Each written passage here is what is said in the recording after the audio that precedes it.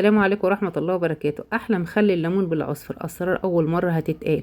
أول حاجة هنصلي على النبي، وأول حاجة كده يا جماعة هندخل على طول على الوصفة.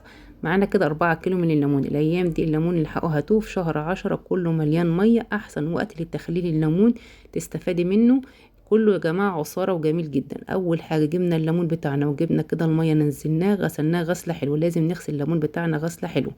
بعد كده جبنا الحله بتاعتنا وحطينا ميه عادي من الحنفيه، ورحنا نازلين عليها بالليمون. يعني احنا حطينا الميه والليمون مع بعض من الاول من غير ميه ما تغلي، لان ناس كتيره بتغلي الميه الاول وبعد كده بتنزل الليمون. لكن يا جماعه دي مش حلوه، دي بتخلي الليمون كده يجلد. لما تخلي الميه تغلي وتنزلي الليمون هتخلي الليمونه تجلد معاكي. طب احنا كده حطينا الميه والليمون مع بعض، هيستوي على نار عاليه عادي لمده نص ساعه. واول ما الليمون بيبتدي كده يطرى كده وشه يلمع كده هو تبتدي يتفتح معاكي، تعرفي ان هو كده استوى تماما. شايفه كده الليمونه بتلمع وجميله ازاي؟ دي بعد نص ساعه بالظبط سوا يا جماعه، انا مش عايزاه يتهري. وطبعا ما ينفعش ان احنا نفتح الليمون يا جماعه قبل ما يستلق. لو فتحناه قبل ما يستلق وحطيناه في الميه كده هيمرر معانا ومش هيبقى حلو. تمام.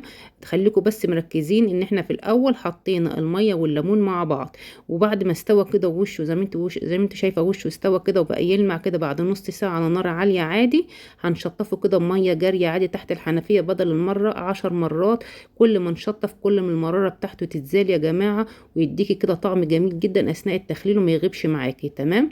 شايفه اللي بقول لك القشره بتاعته بتلمع وجميله ازاي؟ الوقت ده وقت شهر 10، الليمونه بتبقى ناعمه وقشرتها هتبقى جميله جدا يا جماعه اثناء التخليل. بعد كده ما نشطف الليمون كويس كده ونصفيه تماما من الميه، دلوقتي هنبدا نفتحه كده ونعمل له فتحات على شكل كده علامه زائد، يعني 4 شقوق من فوق لتحت، بس من غير ما نفصل كده الليمونه خالص. ودي هتخليها متماسكه من تحت عشان يا جماعه تتماسك الحشو وما تفكش اثناء التخليل. شايفين العصاره اللي بتنزل دي لازم نتخلص منها، ما ينفعش نخلل بيها، لان ديت يا جماعه بتسبب مراره في الليمون. فهناخدها دلوقتي كدهوت بقى الليمون ونشطفه كده بميه تحت الحنفيه كدهوت. نشطفه كويس جدا بدل المره كده 10 مرات تحت الميه عشان نتخلص من اي مراره من اي عصاره. ودي اهم خطوات اللي تخلي الليمون يتخلل ويطلع زي العسل. شايفين كده وانا بشطفه بدل المره 2 و3 كل شويه اشطفه واصفي كده بايدي. شايفينه بقى زي العسل ازاي؟ تعالوا نحضر بقى الحشو. لو وصلتوا لحد هنا ما تنسوش تعملوا لنا لايك وشير للفيديو. وهنا هنبدأ الحشو بتاعنا، نجهز كده الحشو الجميل. عندنا الفلفل الرومي الحلو هنستخدم منه قرنين كبار زي ما انتوا شايفين، ده بيدي سكرة جدا للمخلل، وكمان قرنين من الفلفل الحامي بس مش حامي قوي عشان لو في اطفال. ولو بتحب الحامي ده حسب رغبتك، بس انا بفضل هنا ايه يا دوبك مش حامي يكونش حامي قوي عشان الاطفال. بعد ما كده قطعناهم كده زي ما انت شايفاهم، هنبتدي بقولك من الفلفل الرومي اللي انت شايفاه ده هنجيب الكبه بتاعتنا الصغيره ونبتدي نطحن الكلام ده اللي انت شايفاه، ومعاهم قرنين من الفلفل اللي هو ايه، ولا الحامي ولا البارد، الحاره بتاعته بتبقى حلوه يعني. هنبتدي نطحنهم طحنه كده كويسه كده بعد ما فرمنا الفلفل كده فرمه ناعمه كده وحلوه، هنبتدي بعد كده بقولك هننزل جزرتين مبشورين. انا كده بشرهم، الجزر ده حلو جدا بيدي طعم كده حلو قوي للحشو، بيديله تسكيره جميله. انا حطيت كده جزرتين بشرتهم وحطيتهم في الكبه وهضربهم كده ينعموا. وزي ما قلت لك ما عندكيش كبه ممكن تضربي في الخلاط او في اي حاجه، المهم الخليط بتاعي ده ينعم خالص يا جماعه. بعد ما ضربته وخلصته اهو، هبتدي بعد كده احط له بقى التوابل بتاعتنا دي اللي بتدي له الطعم الاصلي زي بتاع المصانع بالظبط. طبعا انا هفضل الحشو في طبق، والطبق كمان هيبقى صغير. هجيب ايه بوله كبيره دلوقتي. تمام. بفضي كل الحشو اللي فيه. بعد كده هحط بقى ايه جزرتين تانيين مبشورين، انا حطاهم سلام. احط معلقه كبيره من حبه البركه، ما نكترش عشان ما تغمقش معانا اللون. يدوبك معلقتين عشان انا عامله ايه 4 كيلو. 6 معالق من العصفر اللي انتوا شايفينه عشان بقول لكم عامله 4 كيلو. تمام. يعني لو 2 كيلو ليمون هياخدوا معاكم 6 معالق عصفر، ومعلقه واحده من حبه البركه. تمام. بعد كده بحط كوبايه كبيره من الملح في حدود ال 200 جرام، عشان احط هنا 2 لتر من الميه. يعني انت هتعملي لتر ميه هياخد معاكي 100 جرام من الملح، نص كوبايه على كل كوبايه ميه معلقه ملح كبيره. اكتب لكم المقادير في صندوق الوصف. بعد كده خدت الحشو فضيته في بوله كبيره عشان الطبق كان صغير. تمام. هننزل بعد كده بالتوابل. التوابل بتاعتنا دي اهم حاجه، دي زي بتاعه المصانع يا جماعه بالظبط. معلقه كبيره من الكزبره الناشفه الناعمه، معلقه كبيره من الكمون الناعم المطحون، هنا معلقتين كبار من البابريكا الحلوه يا جماعه عشان هنا عامله قلت لكم 4 كيلو من الليمون. هنحط ربع كوبايه من الخل، وهنحط هنا 3 ليمونات هنعصرهم. الليمون بتاعنا انتوا شايفينه ده، وجبت الليمون وهعصر لهم 3 ليمونات. تمام. ابتدينا نعصره كده لما عصرنا الليمون بتاعنا يعني في حدود ربع كوبايه من ايه عصير الليمون. تمام. بعد ما عصرناه كده اهوت يا جماعه، طبعا عايزه اقول لكم هنا معلومه ان انا هنا بحط الملح هنا في الحشو، ما بحطوش في الميه. تمام.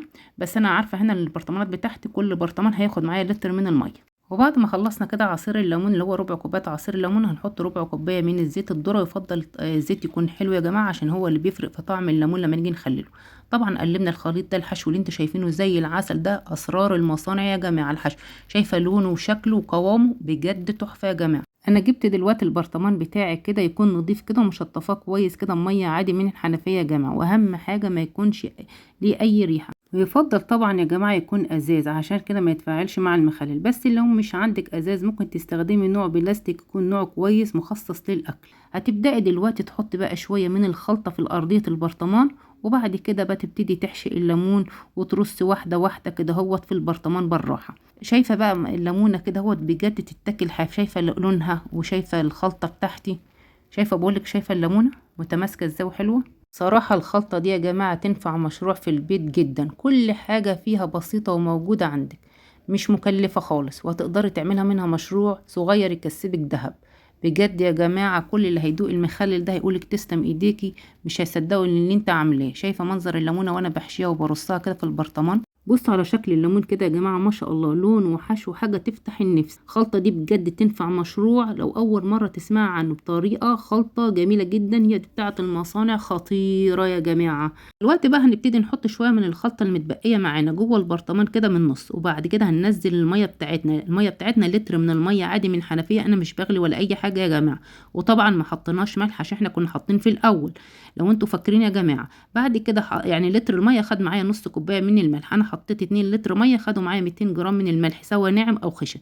بعد كده حطيت شويه من الزيت الذره يكون على الوش كده يكون ريحته حلوه. وبعد كده نبتدي بعد كده نكبس باي غطا عندك يكون مطاط، حتى لو علبه زبادي صغير. اهم حاجه ضروري الكبس دي يا جماعه حلو بايديكي كده عشان الليمون ما يطلعش لفوق وما يطرش معاك ويبوظ. ضروري جدا.